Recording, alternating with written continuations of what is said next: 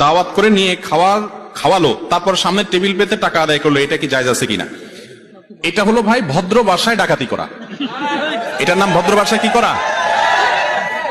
ডাকাতি করার সময় একটা অস্ত্র হাতে রাখে, আর এখানে ডাকাতি করার সময় একটা টেবিল চেয়ার কিছু পান সুপারি সামনে রাখে। পার্থক্য এটা, ডাকাতের হাতে এক জিনিস থাকে, এখানে আরেক জিনিস থাকে, জিনিস একই। আরে ভাই, হোটেলেও তো খাওয়ার পরে যাওয়ার সময় বলে বিল কত হয়েছে, আর এখানে ঢুকার সময়ই বলে আগে দেন তারপরে ঢুকেন। ঠিক না ঠিক? এটা খুব নির্লজ্জ একটা কালচার। যুবকরা যারা বিয়ে করেন নাই, আপনারা প্রতিজ্ঞা করেন আমাদের বিয়েতে এই সমস্ত এই ভিক্ষার টেবিল নিয়ে বসতে দেব না। ভাই, আপনার যদি সামর্থ্য না থাকে, আপনি শুধু ডাইল ভাত দিয়ে খাওয়ান, শুধু গোশ ভাত খাওয়ান, আপনি 4 পদ করবেন, এরপরে পাবলিক থেকে চাঁদা আদায় করবেন। আপনারা খাওয়াইতে বলছে কি? আপনার সামর্থ্য নেই, আপনি খাওয়ায়েন না, কিন্তু খাওয়াইবেন আবার চাঁদা দিবেন।